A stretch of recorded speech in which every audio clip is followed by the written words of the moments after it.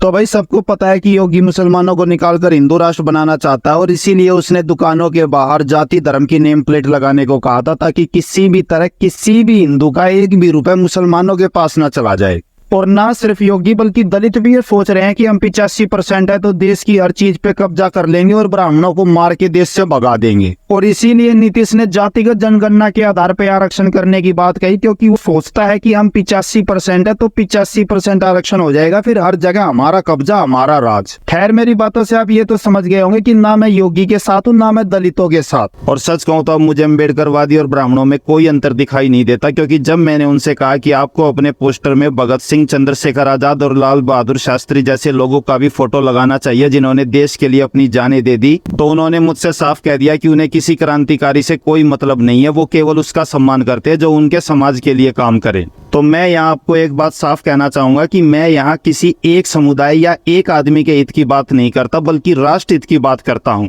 और ये विचार मेरे अभी से नहीं, शुरू से हैं। जो हमसे पहले से जुड़े हुए हैं उन्हें पता होगा कि मैंने अपने ट्रस्ट की सबसे पहली वीडियो में यही कहा था कि हम हर उस आदमी के खिलाफ है जो केवल अपने हित की और देश को बांटने की बात करता है। आजकल अम्बेडकरवादियों ने एक काफी नया चलन बनाया हुआ है कि धर्म देश से बड़ा है क्या। तो मैं यहाँ बता दूं कि धर्म बिल्कुल भी देश से बड़ा नहीं है, और धर्म में केवल हिंदू धर्म नहीं बल्कि बुद्ध धर्म भी आता है। तो अगर अम्बेडकर, बुद्ध या अल्लाह के नाम पर देश के टुकड़े किए जाएंगे तो मैं उनका भी विरोध करूंगा, क्योंकि देश अल्लाह, अम्बेडकर और बुद्ध से भी बड़ा है। तो मैं यहाँ बता दूं कि मैं सभी धर्मों के खिलाफ हूँ और मैं पूरी तरह से जाति और धर्म रहित समाज बनाना चाहता हूँ। मैं उन लोगों में से नहीं हूँ जो योगी के दुकानों के बाहर धर्म जाति की नेम प्लेट लगाने को तो गलत बताते हैं, लेकिन नीतीश की जातिगत जनगणना को सही बताते हैं। मेरी नजरों में नीतीश की जातिगत जनगणना के आधार पर आरक्षण देने का रूल उतना ही गलत है जितना कि योगी द्वारा नेम प्लेट लगाने का रूल। अब जरा इस पर बात करते हैं कि ये दोनों आइडिया पॉसिबल भी है या नहीं। तो भाई देश में लगभग 20 करोड़ मुसलमान है और मेरा ये मानना है कि कम से कम 50 लाख तो ऐसे होंगे जिनकी बेटियों की शादी हिंदुओं से या हिंदुओं की बेटियों की शादी इनसे हुई होगी। अब अगर हिंदू राष्ट्र बनाना है तो इसका मतलब इन 20 करोड़ मुसलमानों को हर एक को देश से निकालना पड़ेगा या इनको हिंदुओं में कन्वर्ट करवाना पड़ेगा। और हम ये बात जानते हैं कि मुसलमान अपना सर कटा लेंगे लेकिन एक धर्म छोड़कर दूसरा कभी नहीं अपनाएंगे। हाँ, आजकल एक्स मुसलमानों का ग्रुप बढ़ रहा है। लगभग 1 करोड़ मुसलमान इस्लाम को छोड़ चुके हैं, लेकिन वो दूसरा धर्म अपना नहीं रहे हैं बल्कि एक्स मुसलमान या नास्तिक बन रहे हैं। कहने का मतलब है कि मुसलमान हिंदू या दलित बिल्कुल नहीं बनेंगे, लेकिन नास्तिक 100% बन सकते हैं। तो अब हिंदू राष्ट्र बनाने के लिए योगी के पास एक ही रास्ता है कि इन 20 करोड़ मुसलमानों को या तो जान से मारा जाए या देश से निकाल दिया जाए। अब आप एक बार ये सोच के देखिए कि आज के समय में इंडस्ट्री, फिल्म, क्रिकेट, राजनीति, हर जगह मुसलमान घुसे हुए हैं। तो क्या ये किसी तरह पॉसिबल है कि इनको वहां से बिल्कुल ही खत्म किया जा सके? दूसरी बात, जब आप इनको निकालोगे तो वो करीब 50 लाख मुसलमान जिनके रिश्तेदार हिंदू हैं या दोस्त हिंदू है जो इनको निकालने नहीं देंगे, तो आपको उन 50 लाख हिंदुओं को भी मारना पड़ेगा या इनके साथ देश से बाहर निकालना पड़ेगा। और जब योगी उन 50 लाख हिंदुओं को निकालेगा तो उनका विरोध 50 करोड़ हिंदू करेंगे जो उनके दोस्त रिश्तेदार हैं। और इसका लाइव एग्जांपल मैं अपने गांव में 2 साल पहले देख चुका हूं, जहां एक मुसलमान परिवार को निकालने के लिए कुछ नौजवानों में चुल हुई थी, क्योंकि वो भी आरएसएस बीजेपी की सोच वाले थे। जब वो उन्हें निकालने गए तो गाँव के केवल एक परिवार ने उनका विरोध किया और उस एक परिवार के साथ 50 परिवार खड़े हो गए। तो लास्ट में उन्हें ही हाथ जोड़कर माफी मांगकर अपने घरों में घुसकर बैठना पड़ा। और इसीलिए मुस्लिम बहुलक इलाकों में ये अपने मुस्लिम कैंडिडेट खड़े करते हैं, क्योंकि आरएसएस समझ चुका है कि इनकी मदद के बिना तुम जीत ही नहीं सकते। तो ये जिस भी गधे का हिंदू राष्ट्र बनाने का आइडिया है, टोटली मूर्खता भरा है, जो किसी भी तरह पॉसिबल ही नहीं है। अब बात करते हैं नीतीश के जातिगत जनसंख्या के आधार पर आरक्षण की, जिसके अंतर्गत जिस जाति की जितनी जनसंख्या होगी उसको उतना ही आरक्षण दिया जाए।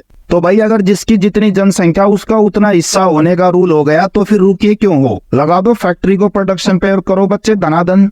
जितने ज्यादा तुम्हारे बच्चे होंगे देश पर उतना ज्यादा तुम्हारा कब्जा। पॉइंट 2, मान लो यूपी के लोगों ने सारी नौकरियां अपने लोगों को जाति के आधार पे दे दी और पंजाब, हरियाणा, राजस्थान के बाहर के लोगों को कुछ भी नहीं दी, तो तुम्हें क्या लगता है जब तुम वहां जाओगे नौकरी मांगने वो तुम्हें देंगे? वो भी फिर तुम्हारी तरह अपने राज्य के लोगों को ही सारी नौकरियां देंगे। तो इस तरह तो राज्य में और भी ज्यादा बंटवारा और भेदभाव हो जाएगा, कोई किसी की मदद करेगा ही नहीं। साथ ही जो SC ST की सभी जाति आज एक हो रही है ना, उनमें भी आपस में लड़ाई होगी, क्योंकि अभी तो ये है कि ये 15 और 7% आरक्षण सबको मिला हुआ है। तो कुर्मी, जट, पासी ये है कि भाई तू भी SC मैं भी SC, तू मेरा भाई मैं तेरा भाई, चल साथ साथ रहते हैं। लेकिन मान लो कुर्मी 20% और पासी 80%, फिर 15 में से 12% पासी का और 3% कुर्मी का, फिर तो भाई तू मेरा दुश्मन है, तूने मेरा 12% छीन लिया, अब तू अलग और मैं अलग। तो इससे तो और ज्यादा देश का बंटवारा होगा, जातियां और ज्यादा एक दूसरे से नफरत करेंगी।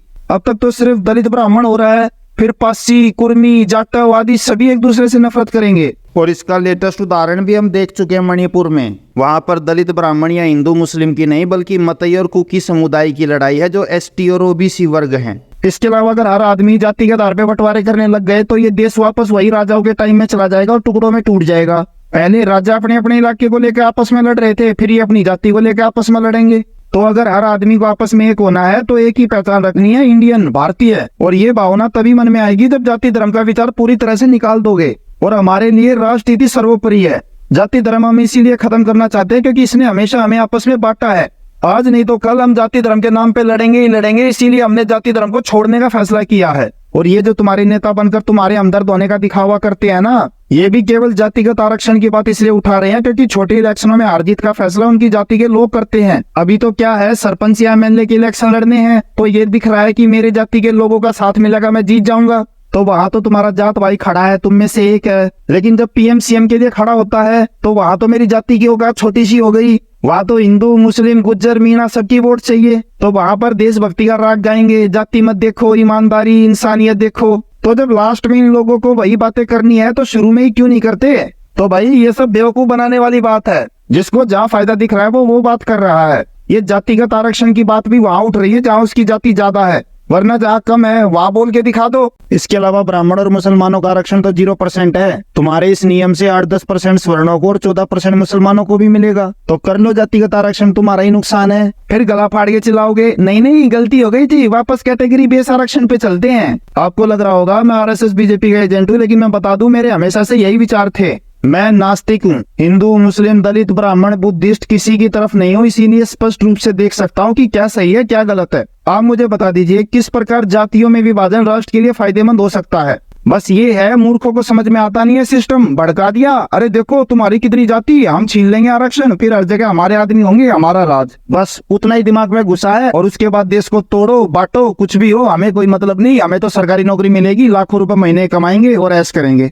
तो थोड़ा लॉजिकल तरीके से भी देखो इस चीज को, ये पॉसिबल ही नहीं है किसी भी प्रकार से। जो भी जुड़ना चाहता है वो जुड़ने से पहले जान ले कि हम पर्टिकुलर किसी जाति या समुदाय के हित की बात नहीं करते। हम पूरी तरह से जाति और धर्म ही खत्म करना चाहते हैं, क्योंकि जब तक जाति और धर्म रहेगा तब तक ये शोषण ऐसे ही होता रहेगा। तो हमारे लिए अगर योगी का दुकानों पर जातिगत नाम लिखवाने का फरमान गलत है तो नीतीश का जातिगत जनगणना के आधार पर आरक्षण देने का फैसला भी गलत है। तो भाई आरक्षण को SC/ST कैटेगरी बेस ही रहने दो। अगर इसे जातिगत जनसंख्या के आधार पर कर दिया तो तुम खुद ही अपने समाज को सैकड़ों टुकड़ों में तोड़ दोगे और तुम्हारा कोई वजूद नहीं रहेगा। तो बस इसी नोट के संग ये था आज का अंत। मिलते हैं अगली वीडियो में, तब तक के लिए जय हिंद, जय भारत, जय विज्ञान, इनकलाब जिंदाबाद।